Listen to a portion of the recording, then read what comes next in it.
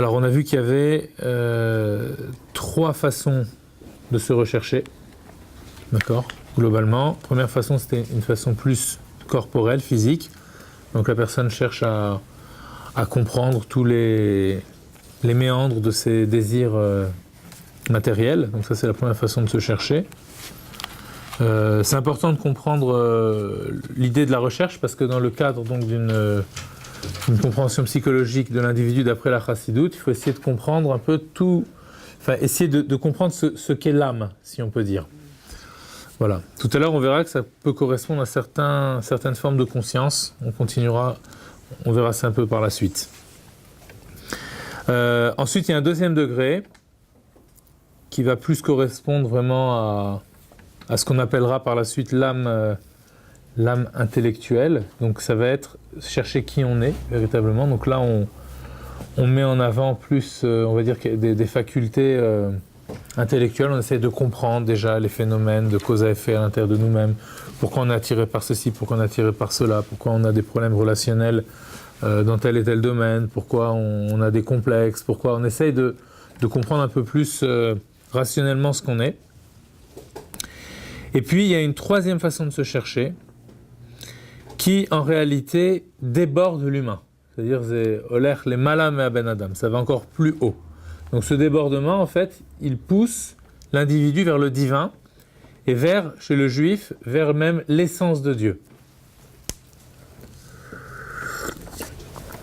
C'est ce qui va faire toute la différence entre le juif et celui qui n'est pas juif. D'accord ? Et évidemment, à ces trois façons de se chercher vont aller, on va dire, de pair, trois sortes d'âmes, qu'on peut qualifier de deux âmes ou trois âmes, et ça, donc ça va faire partie, on va dire, de ce qu'on va essayer d'explorer par la suite. Donc ça, c'était le premier point, bien comprendre qu'on démarre d'une recherche. Et puis ensuite, on a vu que finalement, tout le monde ne se cherche pas forcément. Il y en a qui ne se cherchent pas, pourquoi ? Parce qu'ils ont déjà trouvé, entre guillemets. Alors ceux qui ont déjà trouvé, ils cherchent, mais ils cherchent encore plus, on va dire. Alors c'est qui celui qui a déjà trouvé, si vous vous rappelez ? Entre guillemets, celui qui a déjà trouvé, évidemment, on parle au second degré. Alors on avait comparé le rationaliste avec entre guillemets, le mystique, le chassid, celui qui est toujours poussé par plus que lui, qui cherche au-delà de lui-même. Donc ça, c'est le chassid. Alors on avait dit quelle est c'était cette boutade chassidique, d'accord ? Donc on a dit quelle est la différence entre le chassid et le mitnaged. Alors c'est Ilana qui avait trouvé tout de suite. On avait dit alors, donc l'un sortait, donc le rationaliste sort dans le monde, puis il voit le monde et il se pose une grande question existentielle justement. Pour lui, on peut dire que c'est une question existentielle parce que, ou à la limite, on peut dire que c'est même pas une question existentielle parce qu'il se pose pas de questions sur l'existence. On va voir que c'est deux points de vue qui sont complètement différents en vérité. Mais ça inverse le sens, vous savez, quand on dit en français les problèmes existentiels, ça va inverser le sens de ces termes-là. Alors, le rationaliste, quand il voit le monde, lui, il part, on avait expliqué qu'il partait de l'évidence du monde. Pour lui, c'est ça, sa première évidence. L'évidence, je ne sais pas comment on dit en hébreu, vadaout shelo. Donc, son évidence, c'est qu'il y a un monde. Donc, sur quoi il se pose la question, lui, c'est sur Dieu. Donc, le rationaliste, il va se demander... Pas metiout, vadaout. La vadaout, c'est l'évidence. Comme en français, vadaï, le V et le D. Évident, d'accord. C'est très important cette notion d'évidence.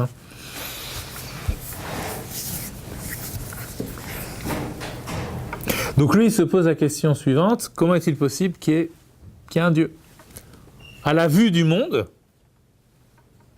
eh bien, il est tellement pris dans l'évidence de ce monde que ce monde devient son propre préjugé et pour lui, il est impossible d'aller par-delà son préjugé.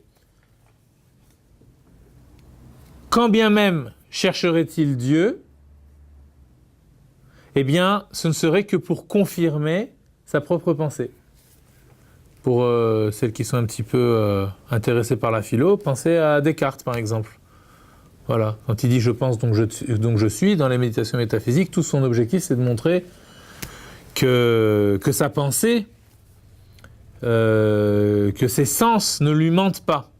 Donc il faut fonder la pensée humaine. Alors pour fonder la pensée humaine, eh bien, déjà il faut être sûr que j'ai vraiment des sens. Et donc le dernier recours, c'est vraiment, si je pense, c'est sûr que ça je ne peux pas le nier que je suis en train de penser. Même si je rêve, c'est sûr que je suis en train de rêver.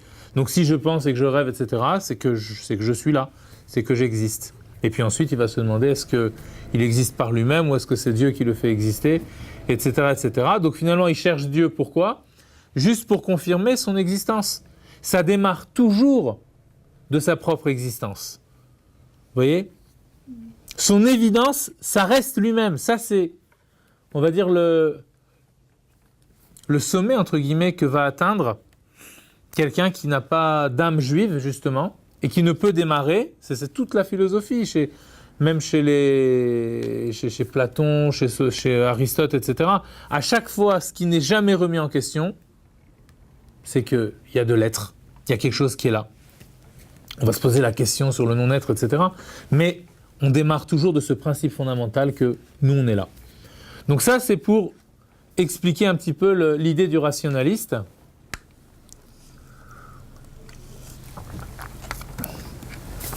Donc les chassidim se font toujours un plaisir de prendre un petit peu, de se moquer un petit peu de ceux qui n'ont pas accepté cette lumière de la chassidoute. Donc sous forme de plaisanterie, comme ça on peut dire voilà ce qu'affirme le rationaliste, le mitnagel, celui qui ne veut être que dans le rationnel. Et puis de l'autre côté on a le chassid. Alors lui aussi, deuxième partie de la boutade, il sort dans le monde et puis il se pose une autre question lui. Alors lui, la question qu'il se posait, c'était mais comment est-il possible qu'il y ait un monde ? Donc cette question, elle sous-entend quelque chose de très important parce que c'est pas rien de se poser cette question-là. Vous voyez, comment est-il possible qu'il y ait un monde ? Tu le vois le monde ? Ça veut dire quoi ? Ça veut dire, si on analyse la question, quels sont tes préjugés à toi pour que tu puisses poser cette question-là ? De quoi tu préjuges ? C'est-à-dire, qu'est-ce que tu présupposes dans ton esprit pour dire comment est-il possible qu'il y ait un monde ? Vous voyez, à quoi tu penses dans ta tête ? Et tu le vois le monde. Personne ne remet en question le temps, l'espace, etc. Toi, tu arrives, tu dis, mais si, moi je remets ça en question. Donc ça veut dire que tu es en train de penser à autre chose. Encore une fois, pourquoi c'est très important de comprendre tout ça ? Parce que la psychologie chassidique, elle ne démarre pas, entre guillemets, d'observation, mais elle démarre d'une sorte, encore entre guillemets, d'expérience. Et c'est ça le préjugé du chassid. Évidemment, pour arriver à voir ça dans son être, faut être devenu chassid. Vous voyez ? Faut être devenu chassid. C'est que le Admour Hazaken, donc premier rabbi de Lubavitch, quand il a, on va dire, formé ce mouvement-là, donc à la suite du Baal Shem Tov et du Maggid de Mezerich, il avait un doute sur la façon d'appeler le mouvement, le courant là, qui est en train de tracer. Il avait un doute entre deux appellations. Il voulait appeler soit le mouvement des Baalei Tshuva, soit le mouvement des Chassidim, et donc Chassidut Chabad, Chochma Bina Da'at, où justement, paradoxalement, on va voir aussi Chabad, c'est justement l'intellect. Vous voyez, mais ça reste chassid encore, même si c'est intellectuel. Donc tout ça, ce sont des choses qu'on va élucider par la suite. Mais pourquoi ça aurait été, entre guillemets, bien qu'il appelle Baalei Tshuva ? Vous voyez, pourquoi il a eu cette idée d'appeler aussi ce mouvement-là le mouvement de ceux qui font leur retour ? Pourtant, il s'adressait à l'époque à des gens qui étaient complètement dans la Torah. Il dit voilà, on est complètement dans la Torah, mais on va s'appeler des Baalei Tshuva. Parce que justement, le Baal Shem Tov ne voulait pas que les gens restent, on va dire, installés sur leur laurier, restent installés sur leurs acquis.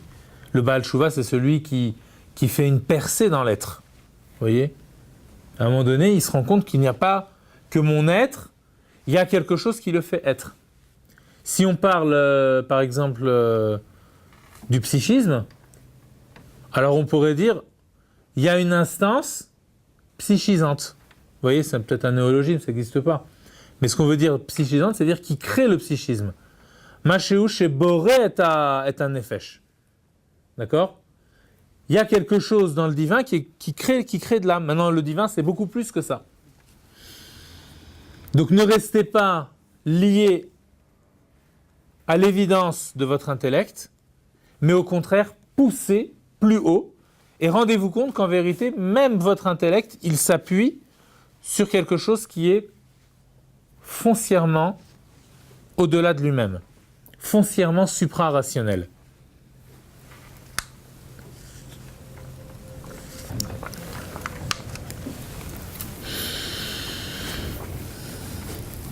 Donc on peut savoir que quelque chose de plus haut,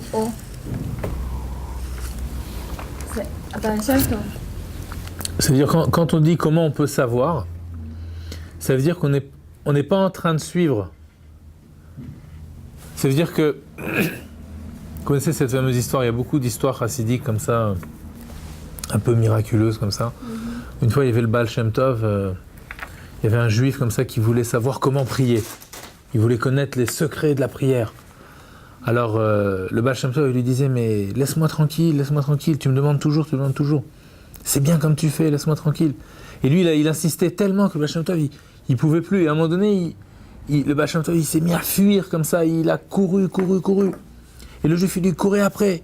Et puis ils arrivent dans une petite forêt, je sais pas quoi. Il y avait une sorte de petit fleuve comme ça. Le Baal Shem Tov, il prend son gartel, sa ceinture de prière, et puis il la lance comme ça sur le fleuve. Il marche dessus, il passe de l'autre côté, il récupère son gartel, et puis il continue à courir, et puis il se retourne. Il voit que le juif est toujours derrière lui. Alors il s'arrête, et puis il lui demande, mais comment t'es passé ? Et il dit, j'ai fait comme vous.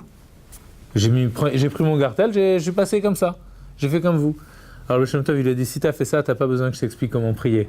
C'est que tu sais comment prier. L'idée, c'est que, on dit sur les histoires du Baal Shem Tov, celui qui croit à toutes les histoires, c'est un petit pêche, c'est un idiot. Et celui qui en croit à aucune, c'est que il a un manque de foi en Dieu, parce qu'il pense qu'un tzaddik n'est pas capable de faire ça, de défier les lois de la nature. Donc ça veut dire que cette expérience divine, ce vécu, c'est plus qu'une expérience. Parfois on voit que même le mot expérience, il est encore en deçà de ce dont nous voulons parler maintenant. D'accord ? C'est juste une expérience. Mais là, le divin qui s'exprime en soi, qui vit en soi. C'est vrai que le mot idiot, c'est le même que fou. Il y a Ouais, racine, idiote. Voilà, Ouais. et on dit que le peuple juif, il est un peu fou. Parce que, comme vous dites, pour croire des histoires un peu folles. Exactement, il faut avoir une part de folie. Et ne croire qu'à ça aussi. De toute façon, la folie, c'est un dépassement de la raison, oui, c'est ça. aussi. Oui. Donc l'idée, voilà, elle est là, c'est que quand vous demandez, mais comment est-ce qu'on fait pour savoir qu'il y a, à la limite, le fait que je vois quelqu'un qui sait qu'il y a, je vois Moshe Rabbeinu, les Juifs dans le désert, ils voient Moshe Rabbeinu, donc de voir cet homme-là vivre ça, je veux dire, c'est déjà suffisant, ça veut dire, ça va envoyer en moi, on va dire, une sorte d'effet miroir qui va faire que moi aussi je vais trouver ça en moi. D'accord ? C'est pour ça que le rationaliste pur, il a du mal. Parce que lui, comme il veut tout comprendre, c'est-à-dire qu'il veut comprendre tout d'une façon rationnelle, c'est-à-dire qu'à chaque chose, il attribue une cause et chaque cause a un effet. Donc ça, c'est vraiment le fonctionnement de l'intellect. Si on lui dit, tu sais, il y a des choses même en toi-même qui ne fonctionnent pas comme ça. Il y a des choses qui ne fonctionnent pas de façon rationnelle en toi. Juste, essaye de voir si c'est vrai ou pas. Donc ça veut dire qu'il va devoir tourner l'écran justement vers lui-même. Et essayer de comprendre comment il fonctionne en lui-même. Bon, on a une Mishnah qui nous dit le Chacham enav berosho, dans Pirkei Avot. Chacham, le sage, c'est celui qui a les yeux dans la tête. C'est le Tanya qu'on est en train d'étudier en ce moment. Mais ça veut dire quoi, avoir les yeux dans la tête? A priori, tout le monde a les yeux, on va dire... Il voit la tête. Voilà, c'est-à-dire... Alors, Il voit la conséquence. alors quand on dit enav berosho, ça veut dire que Rosho, ça représente tout ce qui est Chochma, mais lui, c'est berosho, il va à l'intérieur de l'intellect. Il va par-delà l'intellect. Donc le vrai Chacham, c'est pas celui qui est que Chacham. Le vrai Chacham, c'est celui qui voit aussi d'où vient sa propre Chochma. Il prend conscience que même ma façon de voir, en vérité, c'est une sorte de dérivé de quelque chose qui est bien au-delà de la Chochma. Et cette chose-là, elle fait partie du domaine de l'inconscient, et elle s'est rationalisée en se contractant, on veut dire, en ayant cet effet de tzimtzum, d'accord, en ayant cet effet de voile. Donc la rationalité, c'est une option, entre guillemets, dans l'irrationalité. Vous voyez, c'est une façon de se décliner dans l'irrationnel. Mais on peut aussi penser qu'on est téléguidé. Ah, ça, c'est un autre problème, c'est le problème du libre arbitre. On est un petit problème un peu d'avoir une telle volonté, d'avoir tel ratson, c'est aussi, ça nous pousse à faire certaines actions et qui en fin de compte, parfois on a des doutes sur l'action, mais après on voit que oui, c'était bien. Parce qu'on avait eu Oui, enfin, on dira que plus, pour rester dans le cadre un petit peu de ce qu'on fait, on dira que plus on dévoile ces forces inconscientes qui sont en nous, dans le côté, on va dire, de l'âme divine, on verra qu'il y a les deux côtés, plus on est en phase avec le ratson d'Hachem. D'accord ? Donc moins on se trompe, entre guillemets. Après, d'un autre côté, même quand on s'est trompé, on ne s'est jamais vraiment trompé, parce que même quand on s'est trompé, finalement, c'était quand même la volonté de Dieu pour nous amener à arranger une certaine situation. Donc ça, c'est ce qu'on va voir maintenant, justement.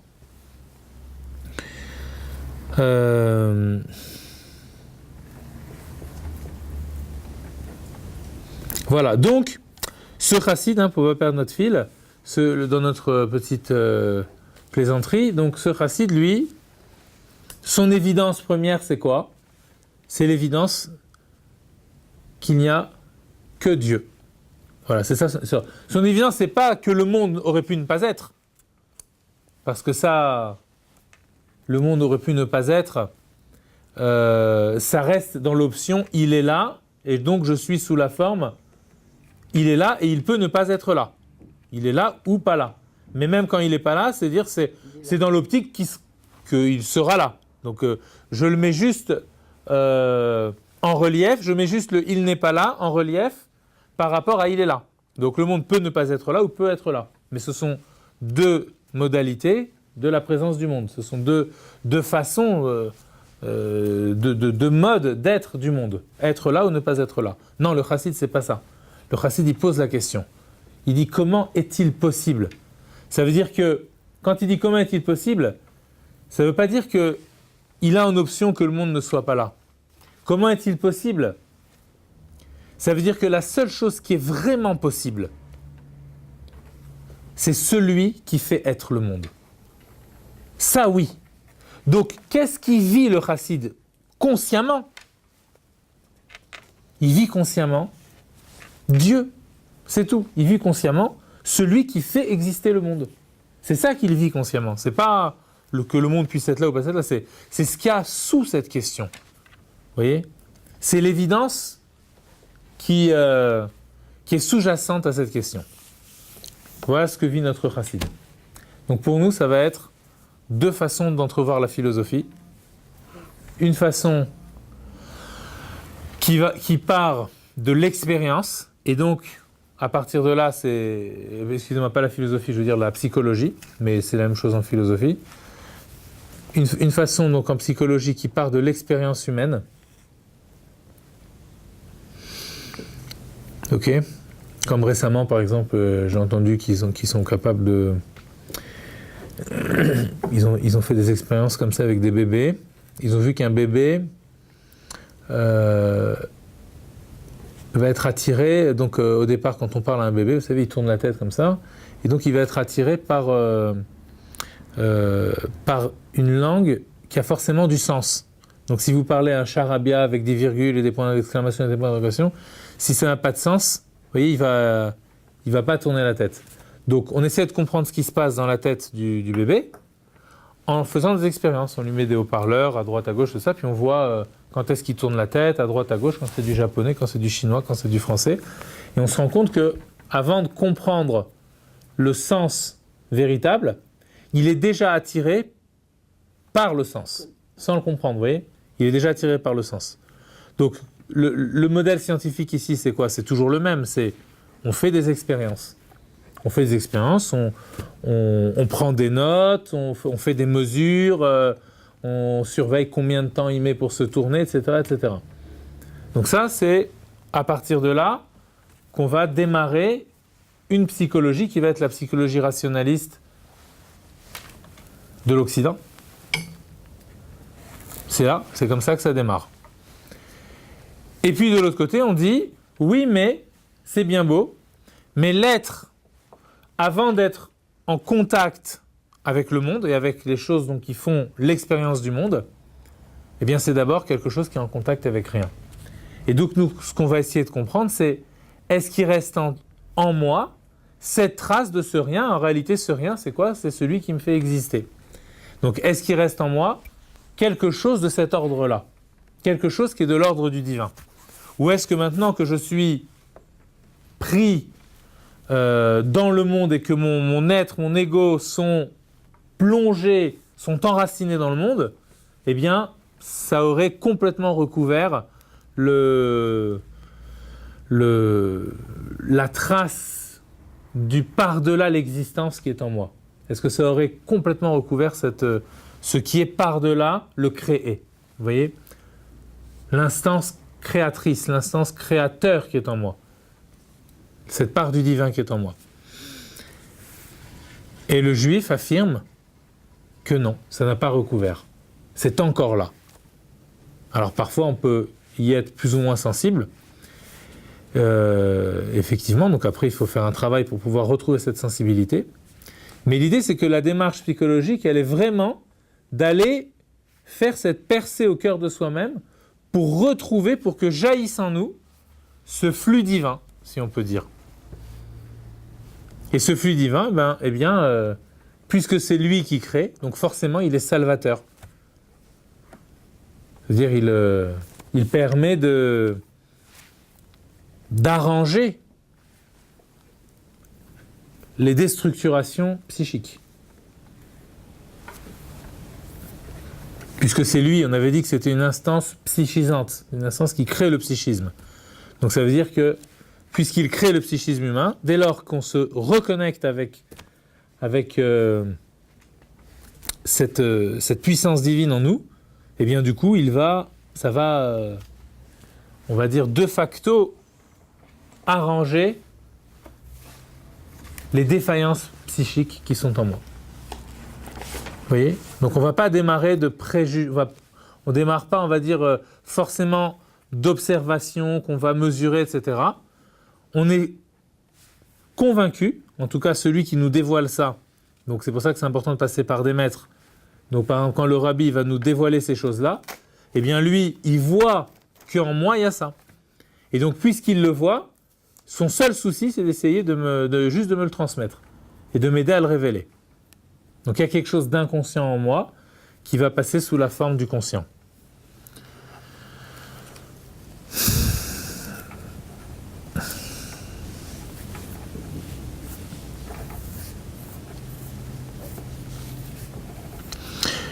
Bon.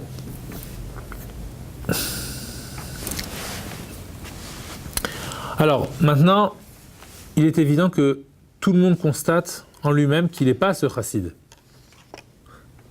Ça serait trop beau, si on l'était déjà. Donc le but, c'est d'essayer de le devenir. Donc si on n'est pas ce chassid, ça veut dire qu'on a des problèmes.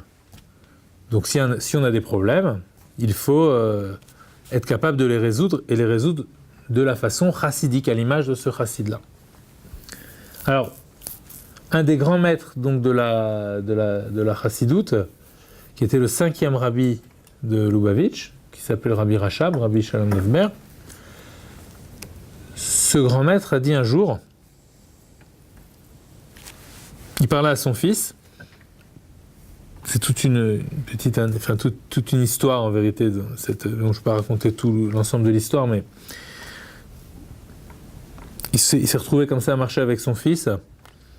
C'était dans Vienne, et c'était à la période justement où il avait été voir, il avait rencontré Freud en 1901 ou 1902. Et bon, après ils se sont, ils allaient voir, ils ont marché ensemble, le père et le fils marchaient ensemble dans les rues un soir dans les rues de Vienne comme ça. Ils sont partis à l'opposé de la ville parce qu'il voulait aller dans des endroits où les gens ne le connaissaient pas, et il en avait un peu marre de tous les honneurs qu'on lui faisait, etc. Et donc il était très heureux de voir qu'il arrivait dans une synagogue, dans l'autre, il y avait des gens qui racontaient des histoires de tzadikim, des gens qui étudiaient une Gemara entre Mincha et Arvit, vous voyez, donc il était très très content de voir ça. Et puis ça l'a inspiré, il s'est mis à penser, ils sont sortis de cette synagogue-là, ils se sont mis à marcher. Et là du coup le Rabbi Yosef Yitzhak, il regarde son père, et il sent que son père est perdu dans ses pensées, comme s'il l'avait oublié. Et là, du coup, le Rabbi Yosef Yitzhak, qui était encore jeune, il se sent mal. Il se sent pas bien. Alors, le Rachab, il lui dit, tous les problèmes d'âme qu'on peut avoir, en s'approfondissant dans l'étude de la chassidoute, on peut les résoudre. Sous-entendu, même un problème, vous voyez, une fois vous me demandiez, mais est-ce qu'on parle aussi de la relation à l'autre? Donc là, il s'agit en l'occurrence de la relation entre un père et un fils. Et tu crois que que je t'ai oublié, mais tu vois, tu n'as même pas eu besoin de me poser la question, je vois. Mais sache que même ça s'appelle déjà le début d'un problème. Et tous les problèmes, avec la chassidoute, on peut les résoudre. Et à une autre occasion, il disait ça, il lui disait, et même les problèmes d'ordre physique. Donc là, c'est même les problèmes d'ordre physique, c'est-à-dire que le psychisme qui agit sur le physique, on voit nettement que quand on se sent bien, c'est-à-dire quand on a résolu entre guillemets ces problèmes existentiels, eh bien physiquement ça va tout de suite mieux. On a moins mal à l'estomac, on a moins mal à la tête, on a moins de palpitations, on a moins de voilà. Et puis si on est malade, eh bien, et qu'on raisonne, enfin qu'on avance dans ce sens-là, eh bien, on aura plus de facilité pour guérir de sa maladie que si en plus de cette maladie, on a aussi des problèmes forts au niveau de notre relation avec Dieu. Alors, donc voilà, avec la chassidoute, encore faut-il l'étudier, ok ? On peut résoudre tous les problèmes. Maintenant, une autre fois, il lui disait comme ça aussi, c'est plusieurs petites anecdotes comme ça avec le Rabbi Rachab, et il disait un jour, il avait donné un enseignement, il avait dit, la plupart des problèmes qu'un homme peut rencontrer dans sa vie, la plupart des problèmes, c'est lui-même qui se les est causés.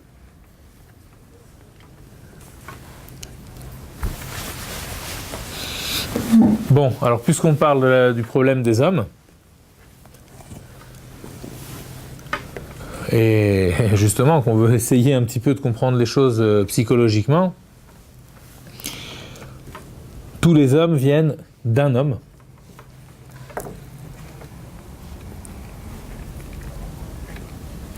Et donc il faudrait essayer de comprendre ce premier homme et comprendre quel a été son problème. Parce que si on a des problèmes, c'est un peu à cause de lui. Et à cause de nous en même temps, puisque lui et nous, ça forme qu'un, puisqu'on était en lui aussi. Donc quelque part, c'est une sorte de psychologie comme ça, transgénérationnelle, vous voyez, qui remonte à Adam Arishon, au premier homme. D'une façon générale, quand on étudie pourquoi quand on étudie la chassidoute, ça peut aider à résoudre les problèmes. Parce qu'on a dit qu'on va trouver le divin. Mais avec quoi je vais le trouver ? Avec ma recherche, avec mon intelligence, et je vais essayer de la dépasser. Donc quand on va étudier, par exemple, ce que c'est que la chorma dans le côté divin, on va se rendre compte que la chorma, elle est obligée d'activer quelque chose de divin pour fonctionner comme chorma divine à l'intérieur de nous-mêmes. Donc, en étudiant ce que c'est la chorma, j'active des cordes, entre guillemets, vous voyez, dans le fond de mon âme. L'étude elle-même, elle fait vibrer ces cordes, si on veut prendre une métaphore un peu musicale. Vous voyez ? Par contre, je peux prendre un violon, je peux étudier le fonctionnement du violon pendant des années, mais si tant que je n'aurais pas touché un violon, je ne saurais pas ce qu'est la musique. Et je ne saurais pas si le violon que j'ai devant moi est réglé ou non réglé. Dans l'âme, c'est pas la même chose. Mon âme, elle peut être déréglée dès lors que j'étudie ces mécanismes, entre guillemets, de fonctionnement. Je touche à ce que je suis profondément. Et donc, dans l'étude elle-même, je touche à ce que je suis profondément. Vous voyez, c'est plus quelque chose de simplement l'étude d'un objet en face de moi. Vous voyez ? J'étudie vraiment le sujet. Vous voyez ? Parfois, on dit il faut prendre du recul et étudier les choses. On les étudie subjectivement. Vous voyez ? Donc on dit c'est pas une bonne étude quand on étudie subjectivement. Parce qu'on n'a pas du recul. Mais d'un autre côté, quand on étudie que objectivement, on se sent plus concerné parce que c'est pas soi-même qu'on est en train d'étudier. Vous voyez ? Donc tout le but, ça va être justement de faire se rejoindre cette dimension de sujet et d'objet. Vous voyez ? Donc de pouvoir étudier l'âme objectivement, tout en restant un sujet. Vous voyez ? Tout en restant soi-même. Alors, comment est-ce qu'on peut faire la différence entre la vibration de l'émotion ? Pardon ? Comment on peut faire la différence entre la vibration qui est de l'émotion et la vibration qui est celle de l'âme ? Alors non, dans la chassidut, on ne va pas voir les choses comme ça. Ce qu'on va se dire, c'est que l'émotion, c'est une vibration de l'âme. D'accord. C'est ce que je voulais dire.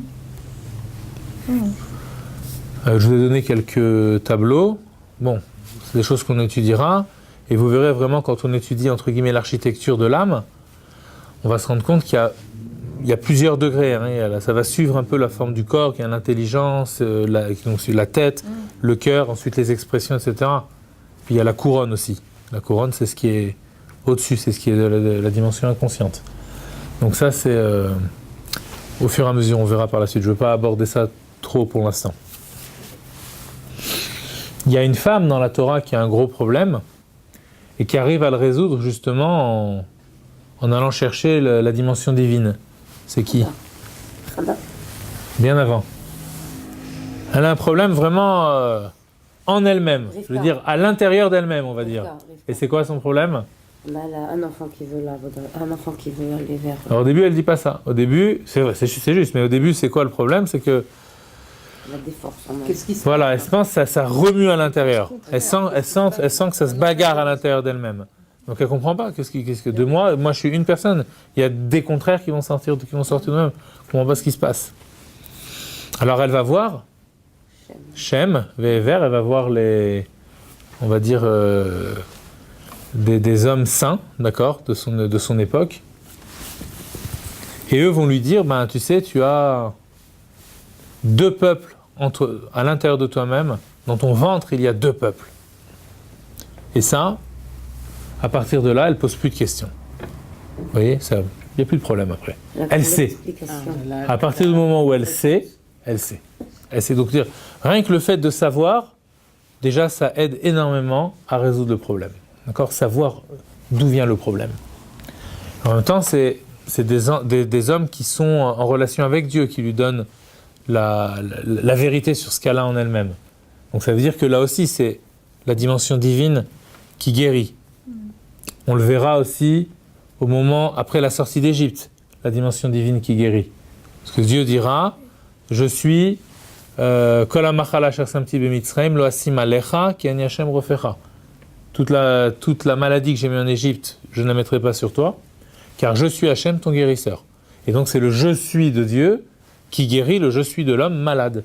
Et le je suis de l'homme malade, c'est celui justement qui est en Égypte. Parce que l'Égypte, c'est la dimension de la maladie. C'est la dimension de l'enfermement, de l'étroitesse. De ne pas pouvoir exprimer son côté infini. Et puis avant Rivka, il y a quelqu'un d'autre aussi qui a un vrai problème, mais qui ne l'a pas résolu totalement. Et c'est qui cette personne-là ? Eh bien, c'est le premier homme, Adam Arishon. Donc lui aussi, il a un très très gros problème. Alors c'est pour ça que donc vous pouvez prendre cette feuille-là, si vous voulez.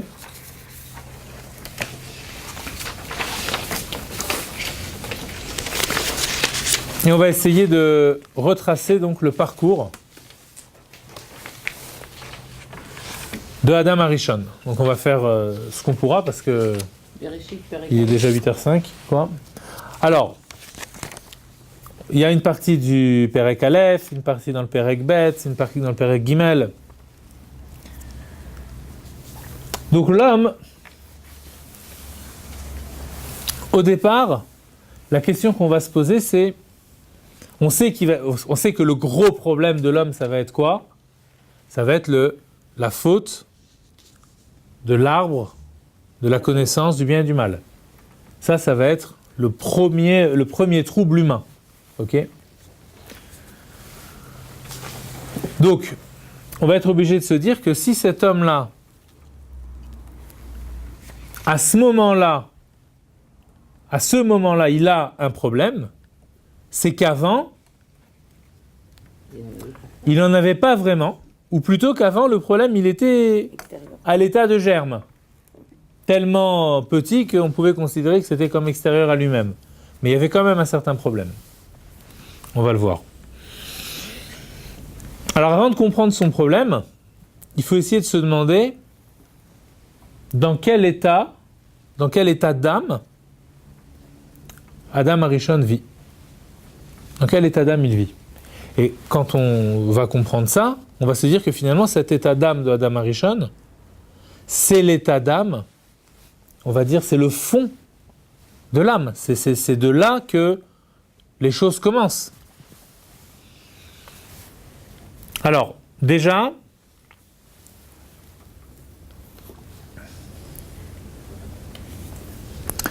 il y a un passouk que j'ai oublié de rapporter, mais c'est vraiment dommage parce qu'il est fondamental.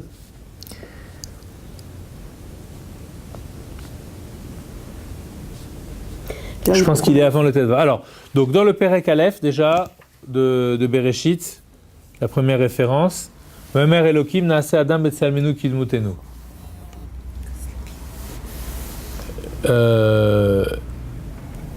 Dieu dit, donc faisons l'homme à notre image,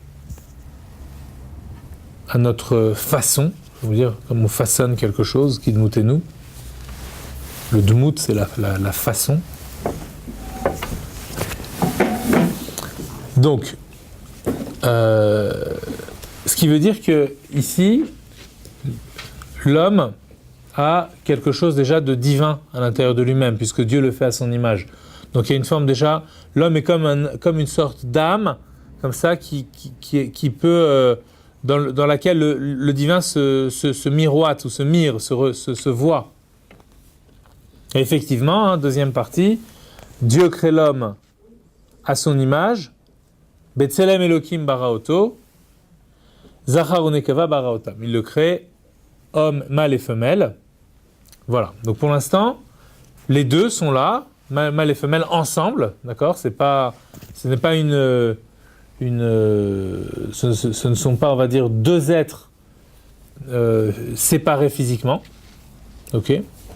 Il y a un midrash qui dit qu'ils étaient dos à dos, et ça va être très important pour nous, pour la suite, de comprendre ce que ça signifie, cette notion de dos à dos. Et puis... Dos à dos, il y en a d'autres qui disent qu'ils étaient... Le côté, mais c'est mal traduit. D'où par ce film. Nous, on va prendre dos à dos. Ouais.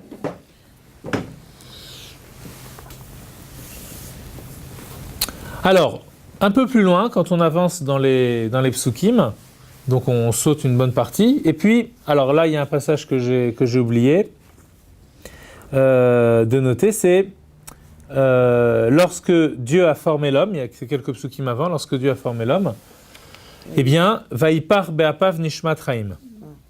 Il a insufflé en lui une âme de vie. Voilà. Alors, donc il faut rajouter ici, j'ai marqué.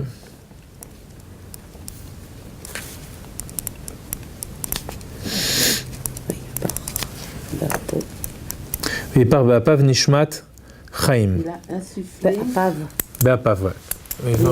Nishmat chaim. Il a insufflé en ses narines une âme de vie. Alors, ensuite, encore quelques psukim plus loin, Dieu prit l'homme, Vayanicheu began Eden, et il le mit dans le jardin d'Éden afin de le travailler et de le garder. Alors, Éden en hébreu, ça signifie le plaisir, le bonheur. C'est ça le Gan Eden, c'est un jardin du plaisir. Donc c'est quoi le plaisir ici ? Mais c'est le plaisir d'être proche de Dieu. Alors, il y a un midrash qui nous dit que lorsque Adam Arishon est né, lorsqu'il a eu cette vie qui était en lui, Vaipar be'apav nishmat chaim, Dieu a insufflé de la vie. Le Tanya nous dit que souffler de la vie, ça veut dire c'est quelque chose qui vient du plus profond de l'être, donc du plus profond du divin, et qui va animer l'homme. Alors,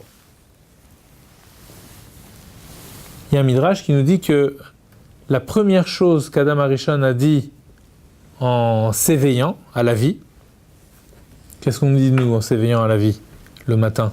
Modéani lefanecha, je te reconnais, je suis reconnaissant devant toi de m'avoir rendu, restitué mon âme, grande est ta confiance. Et Adam Arishon, alors il a dit, on va dire, un modéani en grand, c'est tout un mizmor, qui est le mizmor Hashem Malach Geut Lavesh. Donc il a vu, alors évidemment, on pourrait être taxé d'anachronisme, mais quand on sait que tous ces midrashim-là, tous ces, on va dire, ces psukim-là, c'est de l'inspiration divine, donc cette inspiration qui est venue à David HaMelech longtemps après, eh bien Adam Arishon l'a eu aussi. Et qu'est-ce que ça signifie Hashem Malach Geut Lavesh ? Ça signifie qu'il reconnaît le règne de Dieu. Voilà, Hashem Malach. Voilà. Il reconnaît le règne de Dieu. C'est son modéani. Vous voyez ? Donc ça veut dire quoi ? Ça veut dire que en naissant, en s'éveillant à la conscience, lorsque tout à coup l'homme est vivant et qu'il a conscience, il a de la conscience, alors de quoi est-il conscient ? De quoi est-il conscient ? La première chose dont il est conscient, eh bien c'est comme on disait tout à l'heure pour notre chassid, donc Adam Arishon ça devait être un chassid aussi, donc c'est la conscience d'Hachem. La conscience, il n'a pas ce problème de savoir mais qui je suis moi. Tout ce dont il est conscient, c'est qu'il y a Dieu. C'est Hachem Malach, c'est de ça qu'il démarre. Maintenant, est-ce qu'il en est content de ça ? Est-ce que c'est un bonheur pour lui ? Dieu l'a mis dans le Gan Eden, il jubile d'être dans la proximité du divin. C'est une joie profonde. Donc Adam Arishon est un homme heureux, comblé de bonheur. Bon, il lui manque juste une femme. C'est important quand même, hein. Mais il l'a déjà. Il n'a pas demandé. Mais il l'a déjà. Ah oui, en plus. Après, il l'a déjà, mais il ne l'a pas comme, on va dire, comme un être à part entière. Et puis ensuite, alors, viennent l'ordre divin, vient l'ordre divin. Alors, Adam Arishon, Adam, voilà, t'es là, t'es dans le Gan Eden, t'es heureux, t'es bien. Tu dois entretenir ce bonheur. C'est tout ce que tu as à faire. C'est une question. Voilà. Voilà, tu dois Grand projet. Leovda ou le Shomra. Tu dois le travailler, ce bonheur-là, c'est-à-dire aller de plus en plus vers lui, s'approcher de plus en plus de Dieu. Hein, le plaisir, c'est c'est Dieu qui le procure, c'est le plaisir à l'état infini, le plaisir divin. Et le chômera, faire attention qu'il ne s'échappe pas à droite, à gauche, le protéger, le garder. Et, verset suivant, Pasuk Tetzain, il lui donne un ordre comme pour l'aider à accomplir ce qu'il lui demande auparavant, hein, de garder et de travailler ce Gan Eden. Il lui demande une chose. Il dit voilà, dans le Gan Eden, il y a un arbre. Et cet arbre-là, je ne veux pas que tu manges de son fruit. C'est tout ce que je te demande.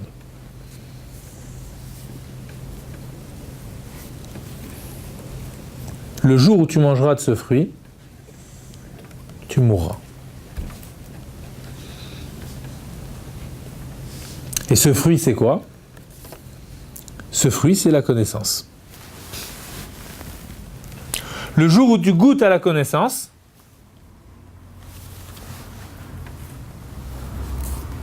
eh bien, tu signes ton arrêt de mort. Ça va ensemble. C'est incroyable, hein. Connaître et mourir, ça doit nous faire peur de vouloir connaître, hein. Parce que connaître, a priori, c'est... אבל יש מצב שהוא קרוב להשם והוא לא מכיר?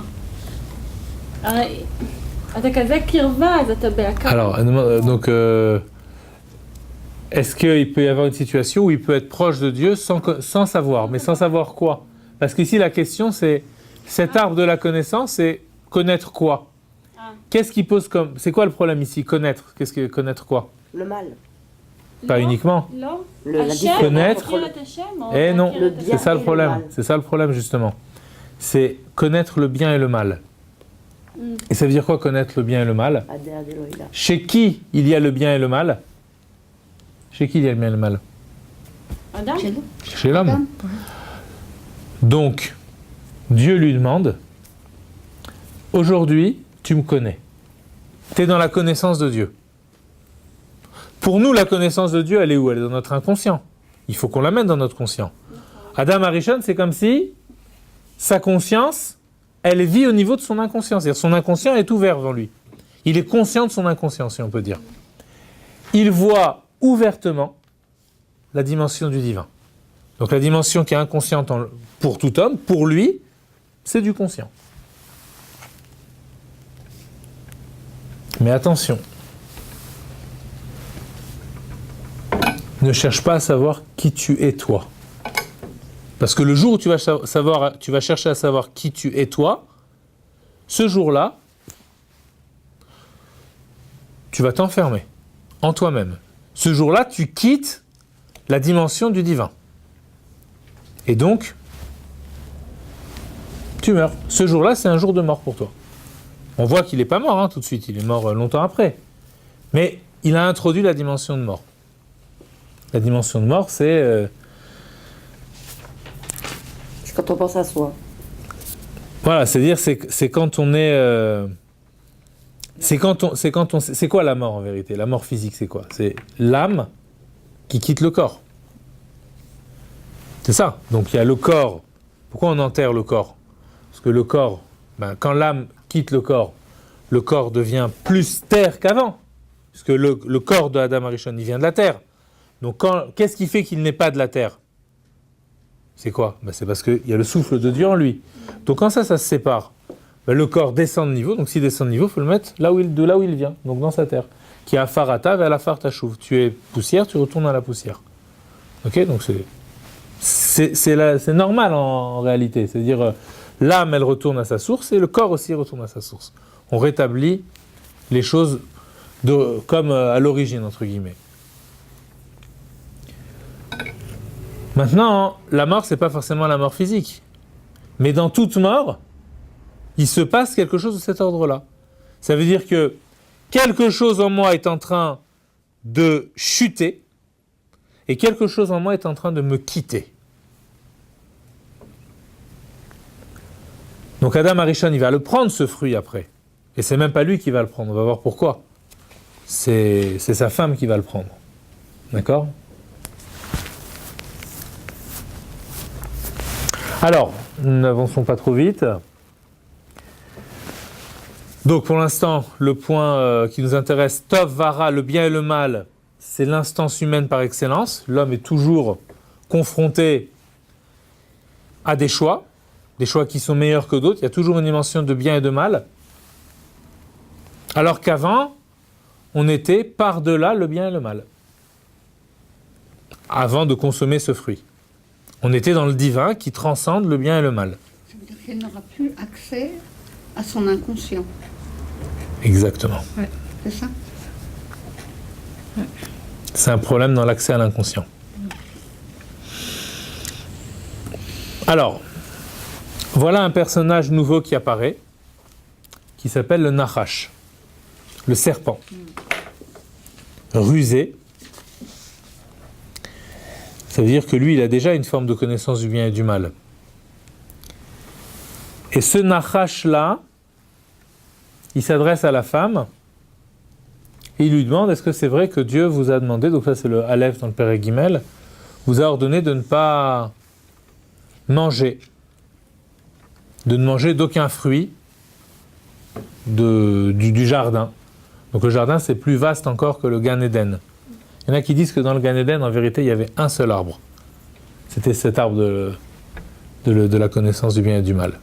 C'est juste là. Et après, le reste, ce qui était autour de ce Gan-là, c'est un pirouge de Rav Ginsburger. Autour, c'était déjà plus le Gan Eden, c'était le Gan. Il y a le Gan et Gan Eden. Vous voyez ? Donc c'est vrai que tout le Gan, vous n'avez rien le droit de prendre. Et c'est faux. Oui, le Nachash, il commence comme ça avec sa ruse. Il dit, est-ce que c'est vrai que tout ça, c'est interdit ? Donc elle lui dit, non, c'est pas vrai, le reste, on a le droit de prendre. Mais juste ça, on n'a pas le droit de prendre. Le fruit de l'arbre qui est au milieu du Gan, et au milieu du Gan, c'est le Gan Eden, Dieu a dit, n'en mangez pas. Et elle rajoute, et ne le touchez pas. Alors bon, beaucoup d'explications pourquoi elle rajoute et ne le touchez pas, c'est Adam Arishon qui lui a dit ne le touche pas. Non. A priori, c'est elle qui dit ne touche pas. Ah bon? Oui. Velotigu ubo. Oui, c'est possible qu'il y ait un pirouche qui dit que ce soit Adam Arishon aussi qui lui ait dit. Bon, à vérifier. Non, je le fais tous les ans. Oui, mais bon, il y a beaucoup de midrashim sur ce passage-là et beaucoup de midrashim, donc il faut se rappeler Bediuk, il ne faut pas citer des midrashim si on n'est pas très sûr. Pentemutun. En tout cas, le Nachash, il saute sur l'occasion, là aussi c'est du midrash, il lui montre qu'en touchant l'arbre, elle n'a pas de problème. Il la pousse, c'est ça? Voilà, il la pousse, d'après les midrashim, ici, l'omot temutun, vous ne mourrez pas. Et il lui dit, en vérité, Dieu sait que le jour où vous en consommerez, je suis au pasuk He, qui dea Elokim, qui est be'am acholchem mimenu, le jour où vous en mangerez, venifkechu enechem, vos yeux s'écarquilleront, viitem kelokim, vous serez comme Dieu, yod etov vara, vous connaîtrez vous aussi le bien et le mal. Ce qu'il lui dit pas, c'est que vous connaîtrez le bien et le mal, mais non pas en tant que Dieu, puisqu'il lui dit kelokim, comme ça veut dire, c'est une ressemblance, mais c'est qu'une ressemblance lointaine. C'est pas l'identité. Vous ne serez pas dans la dimension divine. Il lui dit pas qu'il perd la dimension divine. En vérité, on peut dire qu'il y a une allusion ici.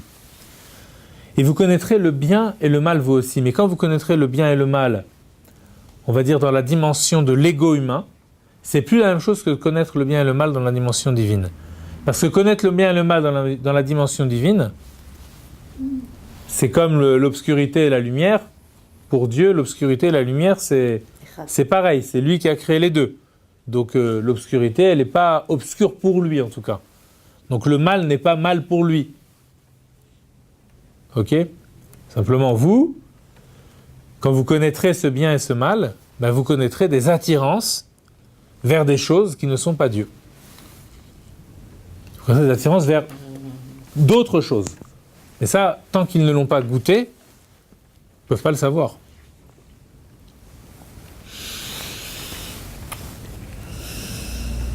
Alors la femme commence à donc se laisser séduire par ces paroles et elle se met à regarder l'arbre Et là, c'est un passage absolument sublime. Toute la Torah est sublime. Il y a des passages comme ça qui, tout à coup, se mettent à parler à l'homme, parce que là, on voit de l'homme humain, plus du Adam, du Gan Eden. Mais à partir de là, on commence à voir vraiment que elle se laisse prendre à ce piège-là d'un être qui chute, comme on a dit tout à l'heure. Pourtant, elle n'avait pas encore mangé. Avant même de le manger, justement. Ça veut dire que on va, je ne sais pas si on aura le temps vraiment de reparler de toute façon. La prochaine fois, on essaiera de reprendre un petit peu plus dans le détail tout ça. Elle voit l'arbre, elle voit qu'il tov ha'etz lema'achal. Elle voit qu'il est bon pour être consommé, pour être mangé. En voyant, elle se dit tiens, il y a quelque chose de bon pour être consommé. Vechita hava ula enaim. Elle voit aussi que c'est un plaisir pour les yeux.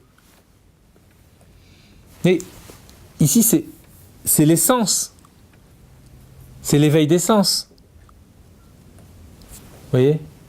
C'est-à-dire, qu'est-ce qui fait qu'on est attiré par toutes les choses qui sont de l'ordre de l'extérieur, alors que l'âme divine, elle est attirée au contraire par ce qui est de l'ordre du dépassement d'elle-même. L'intérieur est plus que l'intérieur.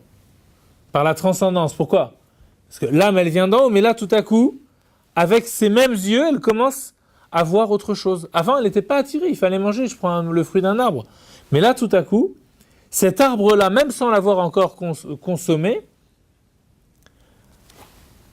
a une faculté qui est une sorte d'éveil de la conscience de soi.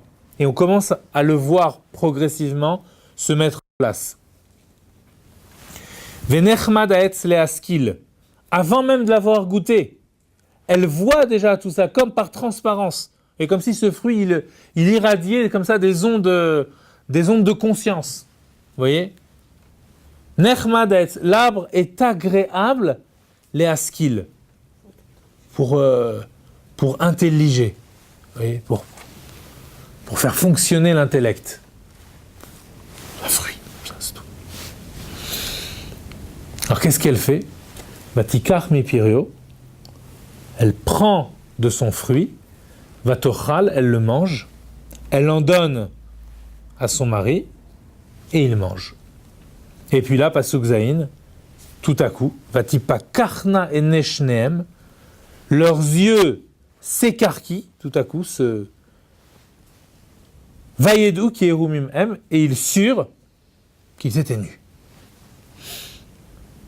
Et après, donc, Vayed Peru Aletena, ils se sont cousus donc des branches, des feuilles de figuier, et ils se sont fait des ceintures. Mais Vatipa Karta et Neshneem, donc ils ont eu conscience de leur état d'être humain avec un corps physique.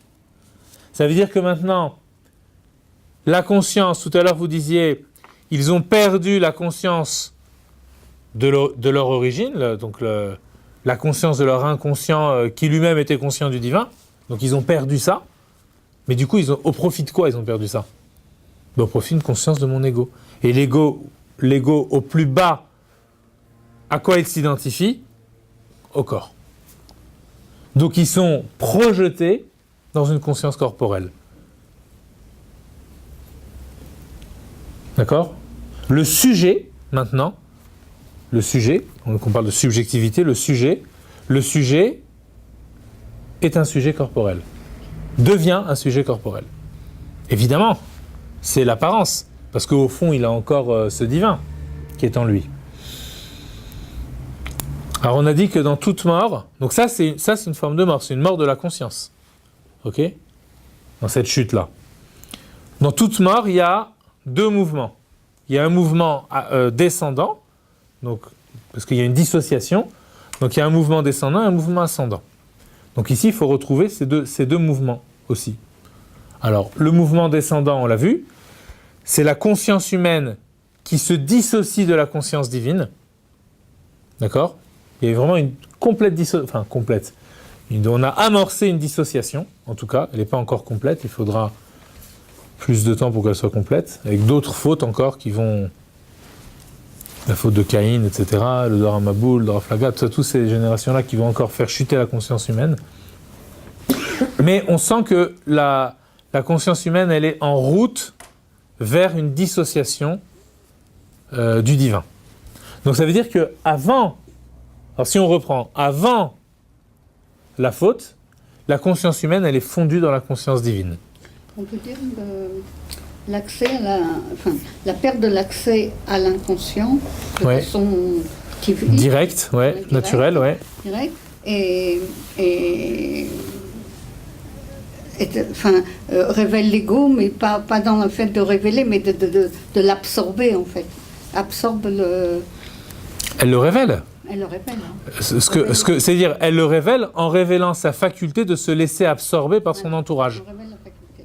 Révèle l'ego. Effectivement, ce qu'on va appeler après l'âme animale, on peut dire que là, on commence à la voir apparaître. C'est-à-dire quelque chose qui se sent pris, qui est attiré vers la dimension terrestre.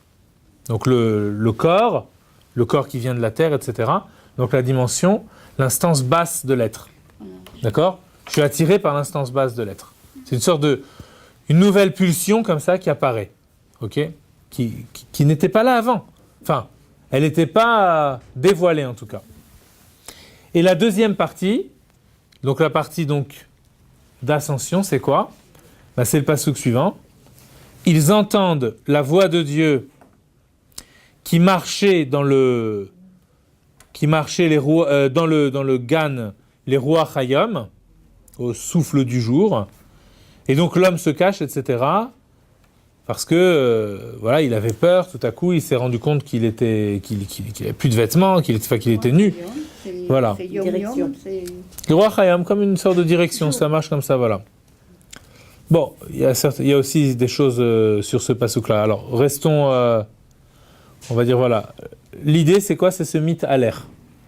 Alors, mythe à l'air, ça veut dire marcher, mais le Midrash nous fait remarquer, il n'est pas écrit ici, mais à l'air, c'est rapporté dans le Mahamar de Bati Legani. Mais à l'air, ça veut dire avancer, au l'air. Et mythe à l'air, c'est kilou, misholer alatzmo, misholer ma'achora. C'est-à-dire que c'est marcher comme un reculon.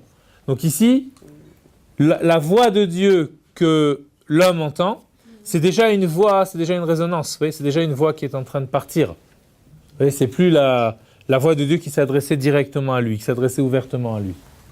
Donc ça, c'est la phase d'élévation. Donc l'homme, maintenant, il est livré à son propre ego. Et donc, il ne pourra plus rester dans ce plaisir sublime qu'on appelle le Gan Eden. Il ne pourra plus vivre cette chose-là, cet état d'âme-là. Et donc tout le but, ça va être de retrouver cette chose-là. C'est toute la dimension messianique, si on peut dire, la dimension du Mashiach. C'est ça. Et pour ça, il faudra Matan Torah. Alors Bezrat Hashem, mardi prochain, alors on a fixé 7h moins quart. À partir de 6h30, on est là, Bezrat Hashem, et à partir de 7h moins quart, vraiment, on démarre le shiur. Comme ça, on pourra continuer à avancer sur ce sujet-là. Bezrat Hashem. Non, d'accord, ça.